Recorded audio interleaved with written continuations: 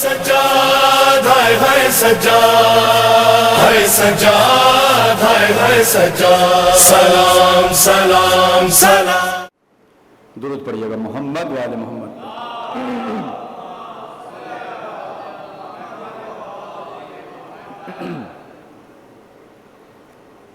اعوذ باللہ من الشیطان اللعین الرجیم. بسم اللہ الرحمن الرحیم. حسبنا اللہ ونعم الوکیل نعم المولا ونعم النصیر.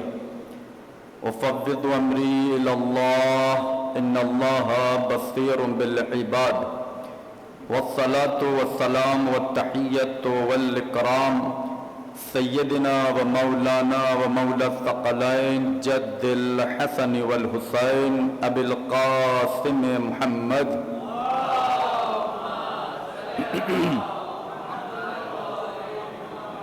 و آلہ الطیبین الطاہرین المعصومین المظلومین ولعنة الدائمة على أعدائهم أجمعين من الآن إلى قيام يوم الدين. أما بعد فقد قال الله تبارك وتعالى في كتاب المجيد والفرقان الحميد وهو أصدق القائلين. بسم الله الرحمن الرحيم.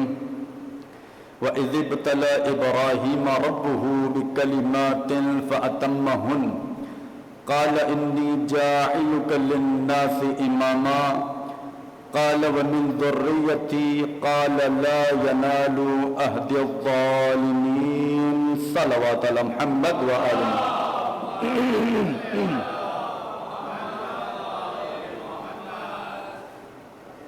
محترم سامعین، عزاداران سید الشہداء علیہ الصلوۃ والسلام، عشر سجادیہ کی آج پہلی مجلس ہے اور ان 5 مجالس کے لیے ہم نے جس موضوع کا انتخاب کیا ہے وہ تاریخ ہدایت اور خاندان رسالت کے عنوان سے ان 5 دنوں میں آپ کی خدمت میں رہتے ہوئے گفتگو کی جائے گی. اور اس عنوان کے لیے جس آیہ کریمہ کا انتخاب کیا گیا وہ قرآن مجید کی بہت ہی معروف و مشہور آیت ہے، جس آیت کو آیہ ابتلا کہا جاتا ہے. ابتلا کا معنی ہے یعنی امتحان جب کسی کا لیا جاتا ہے. آپ نے روزمرہ گفتگو میں سنا ہوگا کہ یہ شخص فلاں چیز میں مبتلا ہو گیا. یہ جو آپ کہتے ہیں کہ فلاں شخص فلاں چیز میں مبتلا ہو گیا، اس کا مقصد یہ ہے کہ اس کا امتحان لیا جا رہا ہے. تو اسی مبتلا سے یہ ابتلا ہے، کیونکہ اس آیت کے اندر پروردگار عالم نے، خالق کائنات نے، اللہ تبارک و تعالی نے بہت سارے امتحانات جناب ابراہیم سے لیے تھے.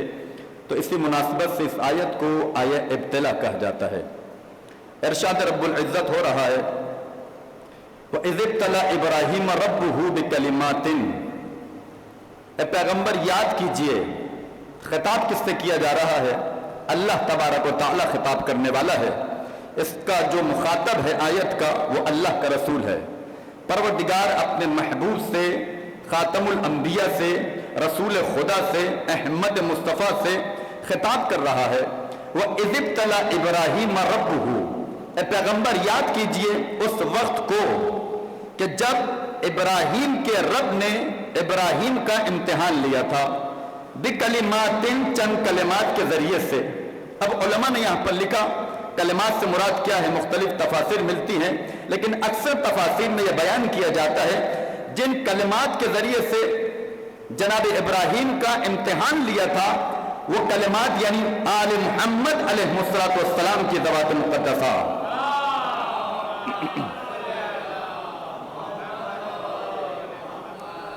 جناب ابراہیم سے جب خدا نے امتحانات لے لیے فَأَتَمَّهُنْ، اور خدا نے اعلان بھی کیا ہے، جب خدا نتیجہ دینا چاہ رہا ہے تو بیان کر رہا ہے جو امتحانات ہم ابراہیم سے لینا چاہتے تھے، ابراہیم نے ان تمام امتحانات کو بطور احسن بہت ہی اچھے طریقے سے، بہترین طریقے سے، کامیابی کے ساتھ گزار لیا تھا.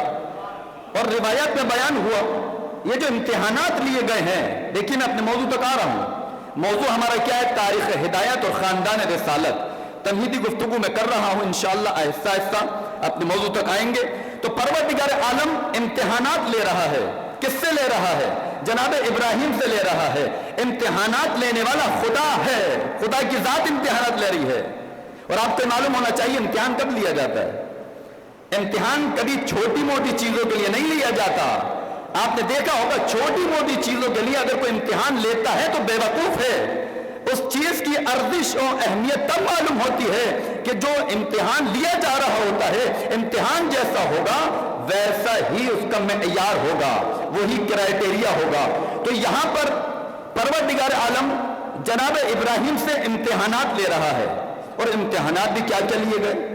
کبھی مال کا امتحان لیا گیا, کبھی اولاد کا امتحان لیا گیا, کبھی جو ہے وہ جان کا امتحان لیا گیا. نہ جانے کیا کیا امتحانات خدا نے ابراہیم سے لیے. ایک امتحان کی طرف میں توجہ دلا دوں آپ کی. جناب ابراہیم کو کہاں پھینکا گیا تھا؟ آگ کے اندر. سب سے بڑا امتحان. جناب ابراہیم کو جب نمرود نے منجنیق کی آگ کے ذریعے سے جو سب سے بڑی آگ تھی جب اس میں پھینک دیا تھا, ایک عجیب و غریب کیفیت ہے جناب ابراہیم کی. یہ امتحان لیا جا رہا ہے کیونکہ جو عہدہ دینا چاہ رہا ہے خدا وہ عہدہ بہت بڑا ہے. ویسا ہی امتحان لیا جا رہا ہے. جب آگ میں ڈالا گیا, جناب ابراہیم آگ میں موجود ہیں, سب سے بڑی آگ ہے. اسی اسنا میں کون آیا؟ جناب جبرائیل خدا کی جانب سے آئے. ابراہیم حل کا حاجہ, ابراہیم کوئی حاجت ہے, کوئی پریشانی ہے؟ ابراہیم نے کہا حاجت تو ہے لیکن تجھ سے نہیں, اپنے خدا سے ہے. تجھ سے حاجت نہیں ہے. اب یہاں پر ہم پر اعتراض کیا جاتا ہے, یہ جو ہم یالی مدد کہتے ہیں یہاں پر اعتراض کیا جاتا ہے, یہ تم یالی مدد کیوں کہتے ہو؟ جبرائیل بھی تو آئے تھے ابراہیم کے پاس. ابراہیم نے جبرائیل سے مدد طلب نہیں کی تھی بلکہ اپنے خدا سے مدد طلب کی تھی. تو لوگ ہم پر اعتراض کرتے ہیں یہ تو تم یالی مدد کہتے ہو, بدعت ہے. تو ان کو جواب یہ دیا جائے گا کہ جبرائیل جب آئے تھے ابراہیم کو مدد دینے کے لیے, ابراہیم نے جو منع کر دیا تھا اس وجہ سے منع کیا تھا کہ جبرائیل کو خدا نے مشکل کشا نہیں بنایا تھا. ہم جو علی سے مدد طلب کرتے ہیں کیونکہ خدا نے علی کو مشکل کشا بنایا ہے تو مدد طلب کرتے ہیں.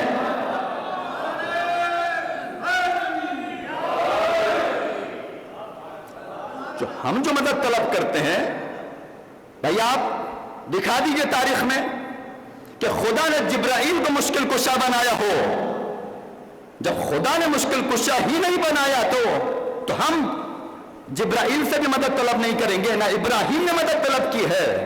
خدا نے جو مشکل کشا بنایا ہے وہ ہمارے مولا علی کو بنایا ہے. اسی وجہ سے ہم مدد طلب کرتے ہیں, جگہ جگہ نعرہ حیدری لگاتے ہیں. اس کی وجہ یہ ہے خدا نے اختیارات دے دی ہیں میرے مولا کو, آل محمد علیہ السلام کو. تو جناب ابراہیم سے بہت سارے امتحانات لیے. ایک امتحانات میں نے ذکر کیا. اب اس آیت کا دیکھیں پہلا لفظ جو ہے وہ بڑا عجیب ہے. کیا بیان کیا خدا نے؟ وَإِذْ, اور یاد کرو. عربی زبان میں آپ جا کر دیکھیے گا الف اور زال اس کا معنی کیا ہے. اس کا معنی جو بیان کیا جاتا ہے اور ترجمہ بھی آپ جا کر دیکھیے گا مختلف قرآنوں میں جو ترجمے کیے گئے ہیں اس کا ترجمہ آپ جا کر دیکھیے گا, وہاں پر ترجمہ آپ کو ملے گا یاد کیجئے, یاد کیجئے. تمام لوگوں نے یہ ترجمہ کیا ہے. جس کا بھی ترجمہ آپ اٹھا کر دیکھیے یہی آپ کو ترجمہ ملے گا, کوئی فرق نہیں ہے. یاد کیجئے. خدا خطاب کر رہا ہے کس سے؟ رسول اکرم سے. پیغمبر یاد کیجئے. مجھے آپ یہ بتائیے یاد کب کروایا جاتا ہے؟ ایک مثال کے ذریعے میں آپ کو سمجھاؤں. دیکھیں یہاں پر دو دوست آپس میں آ کر میری مجلس سنیں. میں نے ایک بات کی, دونوں نے ساتھ سنی ہے. اب جب اس مجلس سے باہر جائیں گے تھوڑے دنوں بعد اگر کوئی وہ بات جو میں نے یہاں پر بیان کی ہوگی اس کو بیان کرنا چاہیں گے, ایک دوسرے کو یاد دلانا چاہیں گے تو کیسے کہیں گے؟ یاد کرو مولانا صاحب نے نور ایمان کی جامع مسجد میں فلاں بات کہی تھی. توجہ چاہوں گا یہاں پر کہ نور ایمان کی جامع مسجد میں مولانا حسن رضا نقوی نے فلاں بات کی تھی. یہ کب کہہ سکتے ہیں دونوں ایک دوسرے سے؟ جب دونوں موجود ہوں. وہ دوست بھی موجود ہو، یہ والا دوست بھی موجود ہو، اگر ایک دوست موجود ہو دوسرا موجود نہ ہو تو مجھے انصاف سے بتائیے پہلا دوست اس سے کہہ سکتا ہے کہ یاد کیجئے اس وقت کو کہ جامع مسجد میں مولانا حسن رضا نے فلاں بات کہی تھی؟ نہیں کہہ سکتا۔ تو یہاں پر توجہ کیجئے گا کہ کیا بیان کرنا چاہ رہا ہے خدا بیان کر رہا ہے وَإِذِ ابْتَلَى إِبْرَاهِيمَ رَبُّهُ بِكَلِمَاتٍ فَأَتَمَّهُنَّ۔ اے پیغمبر یاد کیجئے اس وقت کو کہ جب ابراہیم کا رب ابراہیم کا امتحان لے رہا تھا، تو اس سے واضح یہ ہو گیا جب ابراہیم کا خدا امتحان لے رہا تھا تو محمد مصطفیٰ دیکھ رہے تھے۔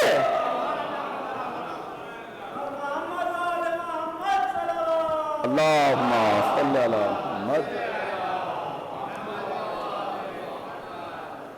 جب خدا امتحانات لے رہا تھا جناب ابراہیم کے تو اللہ کا محبوب ابراہیم کے امتحان دیکھ رہا تھا کہ کیا امتحانات لیے جا رہے تھے۔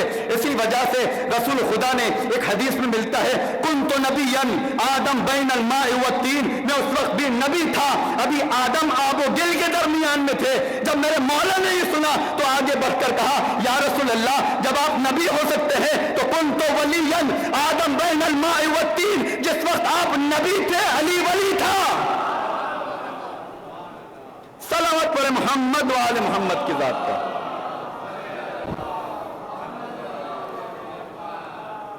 کیسے ممکن ہے کہ اللہ کا رسول نبی ہو اور علی ولی نہ ہو؟ اب سمجھ میں آیا یہ غدیر خم کا مسئلہ نہیں ہے، علی کو جو ولایت دی گئی ہے یہ آدم کی خلقت سے پہلے کا مسئلہ ہے۔ ابھی آدم خلق نہیں ہوئے تھے، جسد خاکی آدم کا خدا نے تیار نہیں کیا تو میرا مولا ولی بن چکا تھا، میرا مولا ولی بن چکا تھا۔ تمام امتحانات لیے، پھر کیا کہا فَأَتَمَّهُنَّ، ابراہیم تم نے 100% امتحانات کو گزار لیا۔ اب آئیے موضوع ہمارا کیا ہے؟ تاریخ ہدایت اور خاندان رسالت۔ اس آیت کے اندر سب سے سنہری پہلو کی طرف کہ جو تاریخ ہدایت کے ساتھ منسلک ہے، متمسک ہوتا ہوا نظر آتا ہے، وہ کیا ہے؟ اب خدا بیان کر رہا ہے جب امتحانات لے لیے آواز قدرت آئی قال انی جاعلک للناس اماما۔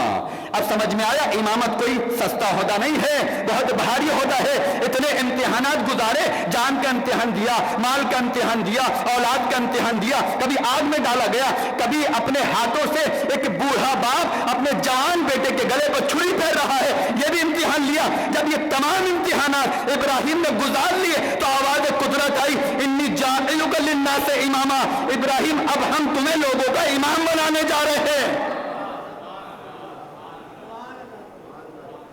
امامت کی اہمیت یہ ہے، میری نگاہ میں اس سے بڑی کوئی آیت نہیں ہے کہ جو عہدہ امامت کی طرف تاریخ ہدایت کے اہم پہلو کی طرف اشارہ کرتی نظر آئے۔ بہترین آیت ہے، عہدہ مل گیا۔ اچھا اس میں بھی ایک نقطہ ہے، کیا کہا؟ انی جاعلک للناس اماما، ابراہیم میں تمہیں امام بنا رہا ہوں، کس کا؟ لوگوں کا۔ یہ نہیں کہا کہ للعالمین، عالمین کا امام نہیں بنا رہا ہوں، توجہ کیجئے گا یہاں پر بھی نقطہ ہے۔ کیا کہا؟ ابراہیم میں تمہیں لوگوں کا امام بنانے جا رہا ہوں۔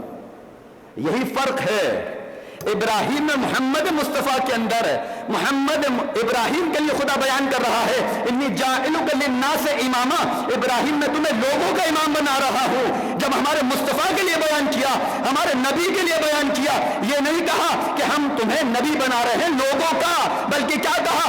وما ارسلناک الا رحمۃ للعالمین، اے حبیب ہم نے آپ کو نہیں بھیجا، اگر بھیجا ہے تو رحمت بنا کر عالمین کے لیے۔ ایک صلوات پڑھ محمد و آل محمد۔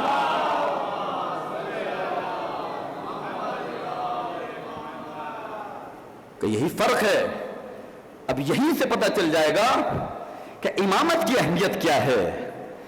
اب جب نبوت جو ہے عالمین کے لیے ہے تو اب جو نبی کی جگہ پر آئے گا وہ بھی لوگوں کا امام نہیں ہوگا، پورے عالمین کا امام ہوگا۔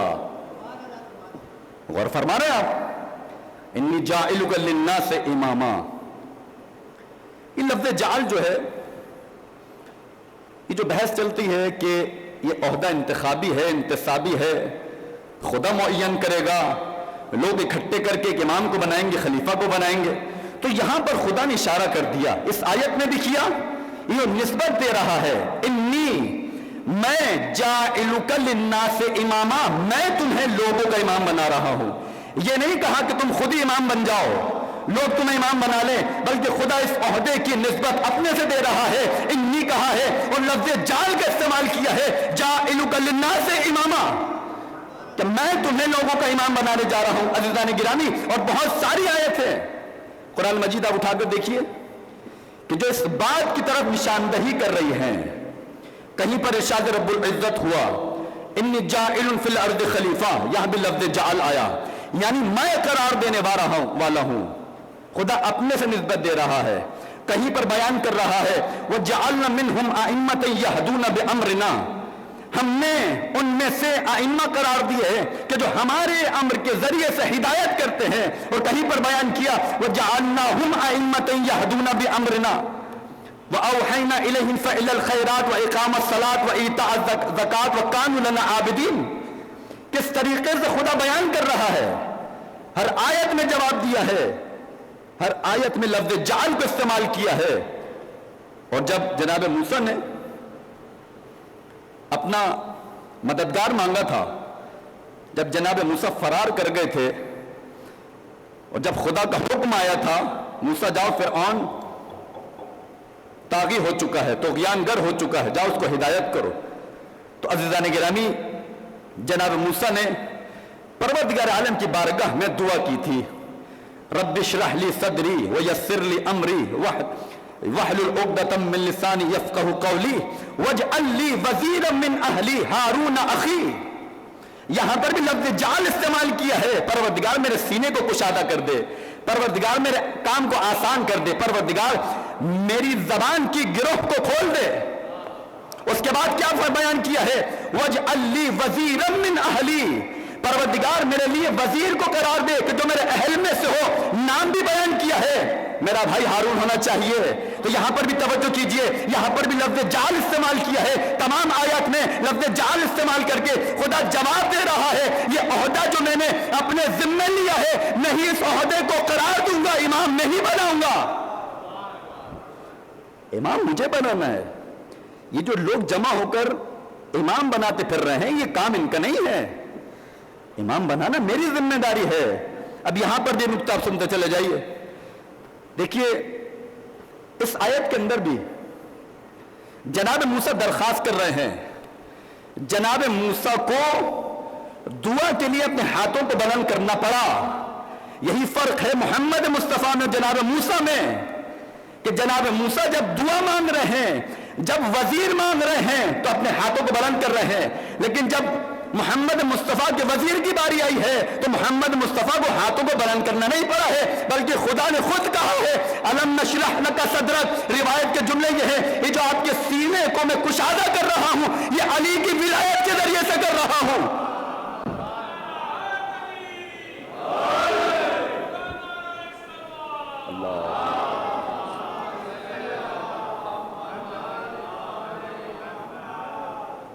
محمد مصطفیٰ اور جناب موسیٰ کے اندر جو فرق ہے، ظاہر خاتم الانبیاء.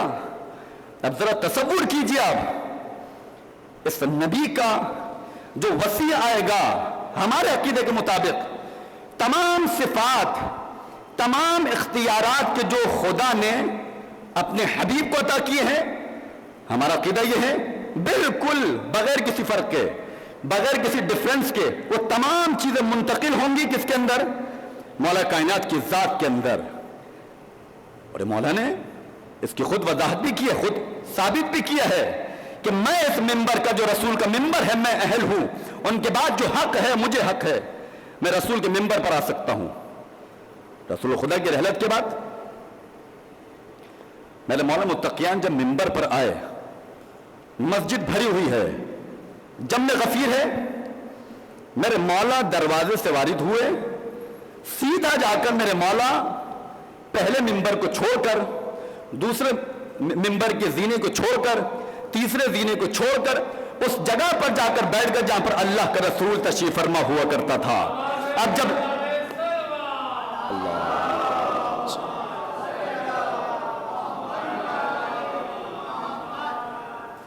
اب جب میرا مولا رسول کی جگہ پر آ کر بیٹھ گیا، اور آپ کو معلوم ہے کہ جو جو خلافت گزری ہیں، جب وہ لوگ بیٹھا کرتے تھے، کوئی پہلے زینے پر بیٹھتا تھا، کوئی دوسرے زینے پر بیٹھتا تھا، کوئی تیسرے زینے پر بیٹھتا تھا، لیکن جب میرا مولا علی آیا تو وہ اس جگہ پر آ کر بیٹھا جہاں رسول خدا تشریف فرما ہوا کرتے تھے۔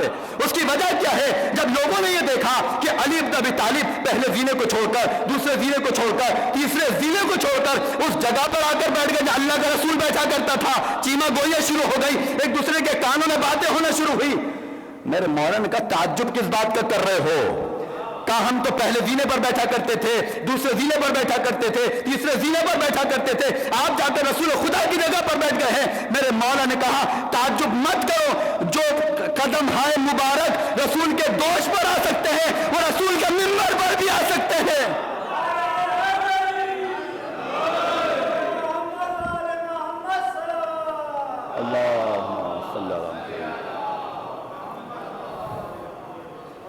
تعجب کس بات کا؟ جو قدم رسول کے دوش پر آ سکتے ہیں وہ کیسے لکڑیوں کے ڈھیر پر نہیں آ سکتے؟ رسول کے بعد میں حقدار ہوں، علی نے ثابت کیا ہے۔ عزیزان گرامی، یہ عہدہ امامت تاریخ ہدایت کا بہترین پہلو ہے، ایک بہترین منصب جو امامت کا ہے تاریخ ہدایت کے لیے اہم منصب ہے کہ جو ہدایت کو لے کر چلتا ہے۔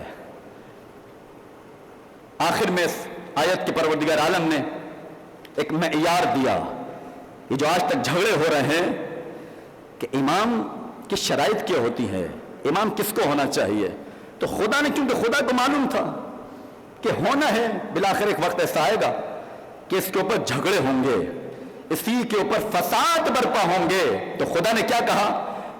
جب ابراہیم کو عہدہ مل گیا امامت کا تو ابراہیم کے دل میں تمنا جاگی، ابراہیم کے دل میں ایک خوشی کا اظہار ہوا، فوراً سے سوال کر بیٹھے وَمِن ذُرِّيَّتِي، پروردگار یہ جو عہدہ امامت تو نے مجھے عطا کیا ہے کیا میری ذریت میں بھی قرار دے گا، میری نسل میں بھی اس کو قرار دے گا؟ نہیں قرار دے گا۔ خدا نے جو جواب دیا ہے یہ جواب نہیں دیا کہ میں دوں گا یا نہیں دوں گا، ایک معیار بتا دیا۔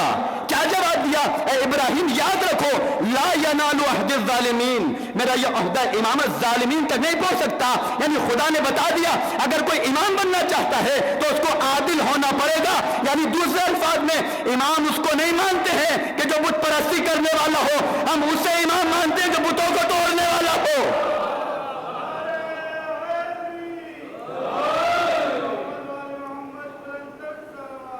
اللہم صلی اللہ محمد وآلہ۔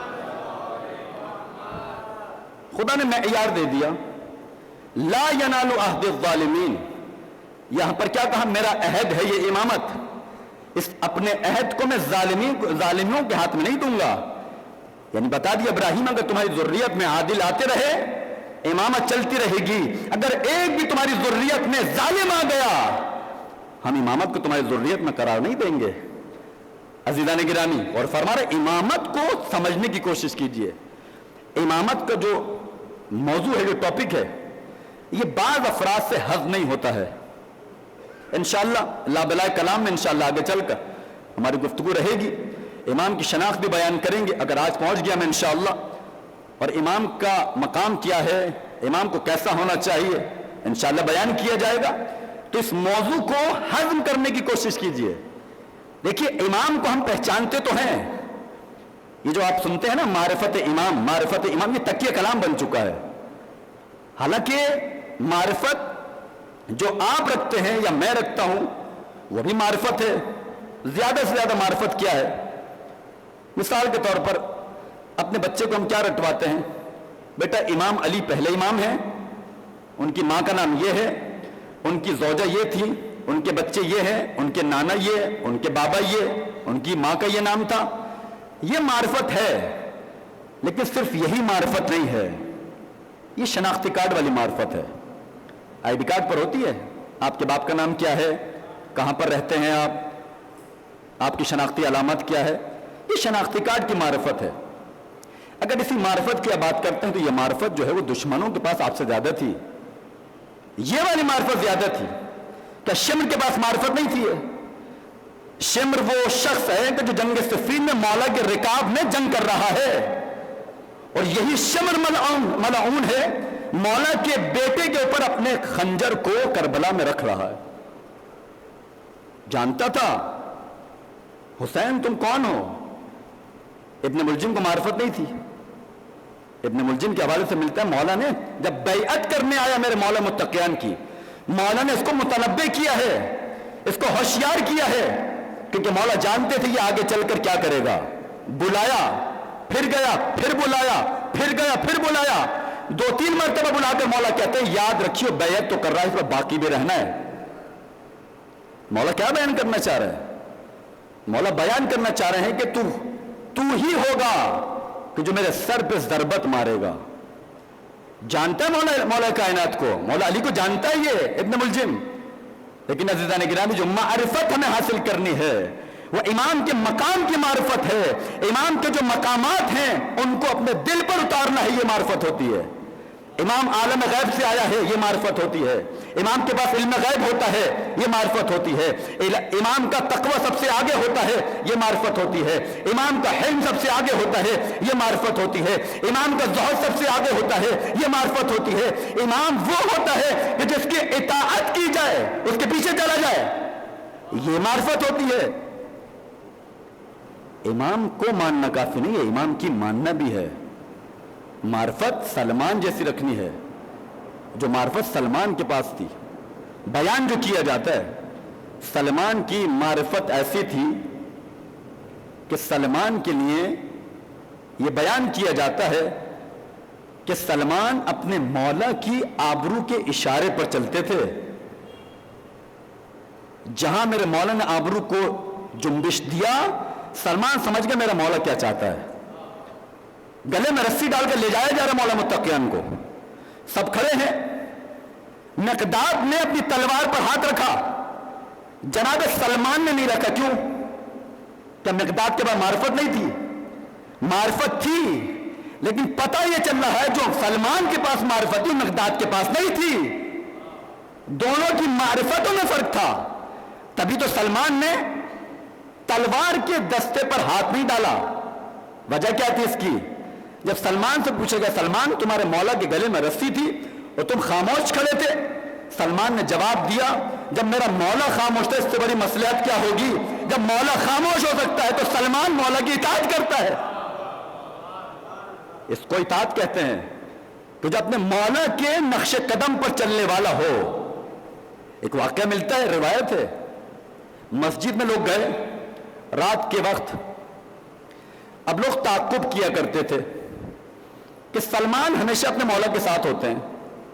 इस बात को रद्द करने के लिए लोग टो में लगे रहते थे।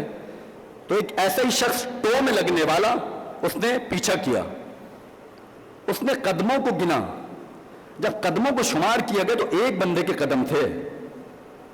गया मस्जिद में, देखा सलमान भी साथ बैठे हैं। कहा कि कदमों के निशान तो एक बंदे के हैं, लेकिन सलमान भी मौजूद है यहां पर। मौला से सवाल किया इसने, कहा मौला क्या बात है, निशान तो एक बंदे के कदमों के हैं, लेकिन यहां तो अंदर 2 बंदे बैठे हैं।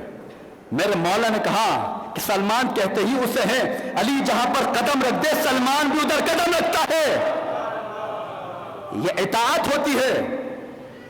इससे बड़ी इताअत आप कहां से लाएंगे? तो अज़ीज़ान गिरामी, ये लम्हा फिक्रिया है। मकाम इमाम को पहचानने की कोशिश कीजिए कि इमाम का मकाम क्या है।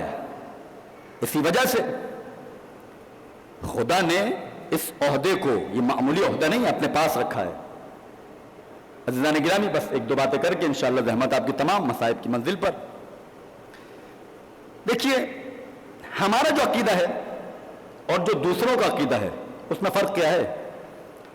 दूसरों का जो अकीदा है वो इमामत को तलाश करते हैं हुकूमत के अंदर, इमामत को तलाश करते हैं हुकूमत के अंदर। लेकिन हम जो इमामत को तलाश करते हैं वो हुकूमत के अंदर तलाश नहीं करते हैं। यानी किसी एक जगह से इमामत को मुक़य्यद नहीं करते हैं, कोई बाउंड्री नहीं है। इमाम घर में बैठा हो तब भी इमाम हुआ करता है, इमाम बाजारों में चल रहा हो तब भी इमाम होता है, इमाम अपने घर वालों के साथ बैठा हो तब भी इमाम होता है। हद तो ये है अगर इमाम बोरिया पर बैठ जाए तो तब भी इमाम होता है। ہمارے لیے کوئی شرط نہیں ہے. یہ دوسرے لوگ ہیں کہ جو امامت کو مقید کرتے ہیں, حکومت میں تلاش کرتے ہیں. اب ذرا آپ سنیے, اگر یہ امامت حکومت کی شکل میں آپ کو نظر آ بھی جائے تو وہ امامت نہیں ہے. وہ کیا ہے؟ اب میں آپ کو بتانے جا رہا ہوں, ایک بات کر کے بس زحمت آپ کی تمام کر رہا ہوں. دیکھیے, جب یہ واقعہ پیش آ گیا رحلت رسول کے بعد, ایک بڑا سنگین واقعہ پیش آیا. کچھ لوگ ادھر چلے گئے, کچھ لوگ علی کے پاس آ گئے. دو گروپ بن گئے, ایک علی والا, ایک فلاں والا. اب جب یہ واقعہ پیش آ چکا, مولا متقیان رسول خدا کی تجہیز و تکوین میں مصروف, تمام کام انجام دے رہے تھے. جب اس سے فری ہوئے, فارغ ہوئے, تو راستے میں ایک شخص سے ملاقات ہوئی. کہا کہ تم خلیفہ بن گئے؟ کہا کہ بالکل بن گیا. کہا کہ تمہیں کس نے بنایا؟ کہتا یا علی, میں خود نہیں بنا ہوں, لوگوں نے مجھے بنا دیا. میرے مولا نے کہا جب تم بننا نہیں چاہتے تھے تو تمہیں بنا کیسے دیا؟ اب وہاں سے ایک حدیث پیش کی گئی. کہا کہ یا علی, میری نگاہ میں اللہ کے رسول کی ایک حدیث تھی کہ اگر امت ایک مسئلے پر اجماع کر لے تو وہ ٹھیک ہوا کرتا ہے. اجماع ہو گیا تھا, مجھے خلیفہ بنا دیا گیا. میرے مولا نے پھر سوال کیا, بتا میں امت میں سے نہیں تھا؟ اگر امت کی بات کر رہا ہے تو میں بھی امت میں سے تھا, مجھے شامل کیوں نہیں کیا؟ اب یہاں پر میرے مولا نے کہا کہ تو اس کو چھوڑ, ذرا انصاف سے قسم کھا کر بتا, رسول کی آواز پر سب سے پہلے لبیک کہنے والا میں تھا یا تم تھے؟ کہا کہ علی آپ تھے. کہا کہ رسول کے بستر پر رسول کی جان بچانے والا میں تھا یا تم تھے؟ کہا کہ آپ تھے. کہا کہ ذرا انصاف سے بتاؤ, آیت ولایت تمہاری شان میں نازل ہوئی یا میری شان میں نازل ہوئی؟ کہا کہ آپ کی شان میں نازل ہوئی. کہا کہ آیت تطہیر میں خدا نے جو طہارت کی گواہی دی ہے وہ تمہارے لیے دی ہے یا میرے لیے دی ہے؟ کہا آپ کے لیے دی ہے. کہا کہ آیت بلغ تمہاری شان میں نازل ہوئی یا میری شان میں نازل ہوئی؟ مولا کہتے ہیں ذرا یہ تو بتاؤ, یہ لا فتح الا علی لا سیف الا ذوالفقار, یہ جو ذوالفقار آئی تھی یہ تمہارے لیے آئی تھی یا میرے لیے آئی تھی؟ کہا کہ یا علی آپ کے لیے آئی تھی. مولا متقیان کہتے ہیں جنت میں جس کے بھائی کو خدا نے دو پر عطا کیے ہیں وہ پرواز کر رہے ہیں, وہ تمہارا بھائی تھا یا میرا بھائی تھا؟ کہ یا علی آپ کا بھائی تھا. کہ ذرا انصاف سے قسم کھا کر بتاؤ, فاطمہ زہرا کے ساتھ خدا نے عرش اعظم پر جو نکاح پڑھا تھا وہ تمہارے ساتھ پڑھا تھا یا میرے ساتھ پڑھا تھا؟ کہا کہ آپ کے ساتھ پڑھا تھا. کہا کہ انصاف سے قسم کھا کر بتاؤ, جب خدا نے مسجد سے کھلنے والے سارے دروازے بند کر دیے تھے, جو ایک دروازہ کھلا رکھا تھا وہ میرے گھر کا دروازہ تھا یا تمہارے گھر کا دروازہ تھا؟ کہا کہ علی آپ کے گھر کا دروازہ تھا. اس طریقے سے مولا فضائل اپنے گنواتے گئے, اس سے اقرار لیتے گئے. آخر میں مولا کہتے ہیں بتاؤ یہ فضائل تمہارے لیے تھے ہمارے لیے تھے؟ کہا کہ سب فضائل آپ کے لیے تھے. وہاں سے جواب اب کیا آیا؟ کہ یا علی مہلت دیجئے, یا علی مہلت دیجئے. میں نے کیا جملہ عرض کیا تھا, اگر امامت حکومت کی شکل میں کہیں نظر بھی آ جائے تو امامت نہیں ہوتی ہے. وہ کیا ہوتی ہے اب میں بتانے جا رہا ہوں. کہا کہ یا علی مجھے سوچنے دیجئے, مجھے فکر کرنے دیجئے, کچھ سوچ لوں آپ کو جواب دوں گا, مجھے مہلت دیجئے. تو علی نے کم از کم یہ بیان کر کے ثابت کر دیا جو انہیں ملی تھی وہ مہلت تھی, جلدی ختم ہو گئی. جو ہمیں ملی تھی وہ امامت تھی, قیامت تک جاری ہے.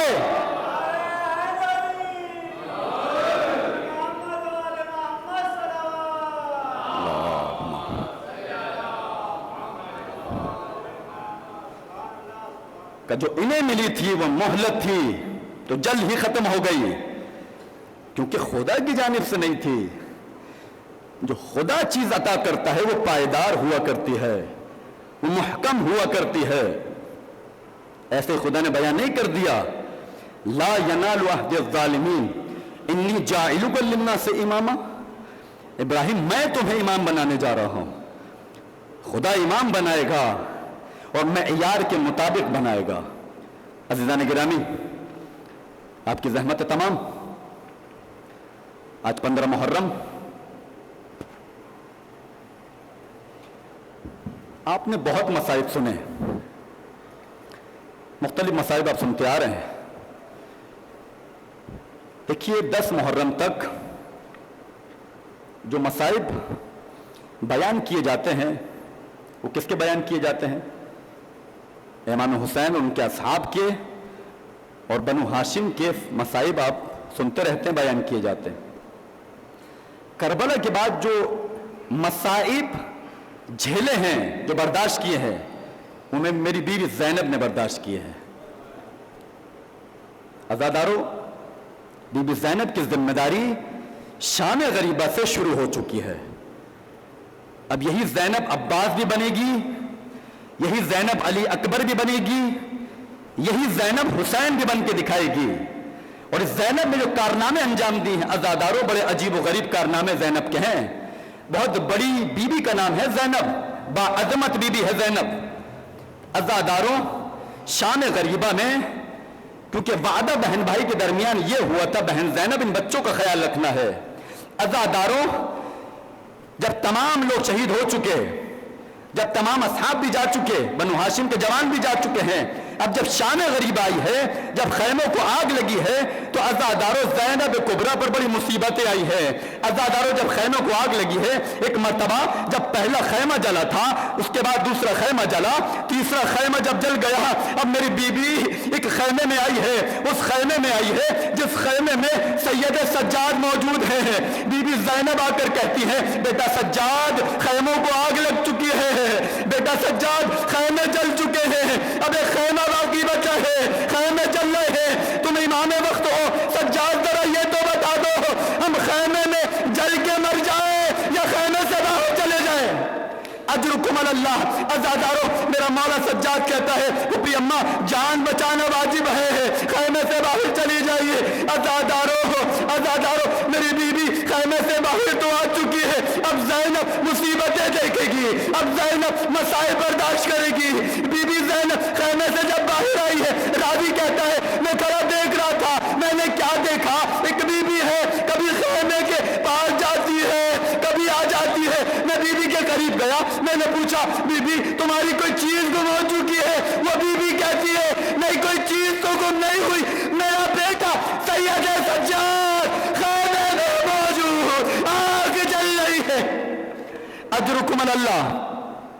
عزادارو، راضی کہتا ہے یہ بی بی اب جلتے خیمے میں گئی ہے، جلتے شعلوں کے ساتھ امام سجاد کو اپنے ہاتھوں پر اٹھا کر لائی ہے، ایک جانب رکھا ہے، ایک مرتبہ تمام بیویوں کو جمع کیا ہے۔ عزادارو، زینب کی ذمہ داری ہے بچوں کا خیال رکھنا تھا۔ اب ایک مرتبہ جب بچوں کو گننے کی باری آئی ہے، کیا دیکھا، 2 بچے کم نظر آ رہے ہیں۔ زینب کبریٰ نے اپنی بہن ام کلثوم سے کہا، بہن ام کلثوم، بچے کم ہیں، دونوں بہنیں مقتل کی جانب بڑھی ہیں۔ ایک مرتبہ کیا دیکھا، ایک درخت کے نیچے 2 بچے باہیں ڈال کر سو رہے ہیں، بی بی آگے بڑھی ہے۔ عزادارو، جب دونوں کو جدا کیا ہے تو کیا دیکھا، دونوں بچے گھوڑوں کی ٹانپوں سے شہید ہو چکے ہیں۔ اجرکم علی اللہ۔ ایک لاشے کو زینب نے اٹھایا، ایک لاشے کو ام کلثوم نے اٹھایا۔ میرا جی کہہ رہا ہے میری بیوی نے مقتل کا رخ کیا ہوگا اور یہ کہا ہوگا، بھیا حسین، دن میں تم لاشیں اٹھاتے رہے، تمہارے بعد اب زینب لاشیں اٹھائے گی۔ اجرکم علی اللہ۔ عزادارو، 11 محرم آئی ہے، 11 محرم کو عجیب منظر دیکھنے میں آیا ہے۔ ایک مرتبہ زینب کی ذمہ داری ہے نا، اب تمام کام زینب کو کرنے ہیں۔ عزادارو، جب تمام بیویوں کو سوار کرا دیا گیا، بی بی کلثوم سوار ہو گئی ہے، تمام بیویاں اپنی اپنی سواری پر موجود ہیں۔ اب زینب کبریٰ سوار ہو تو کیسے سوار ہو؟ ایک مرتبہ دشمن آگے بڑھا، سوار کرانا چاہتا تھا، زینب نے کہا ہمارے نزدیک نہ آنا۔ میرا دل کہتا ہے زینب نے مقتل کا رخ کیا ہوگا اور اس طریقے سے کہا ہوگا، اے میرے بھائی عباس، اے علی اکبر، پھپھی کو سوار کرو۔ اللہ ولعنت اللہ علی القوم الظالمین وسیعلم الذین ظلموا ای منقلب ینقلبون۔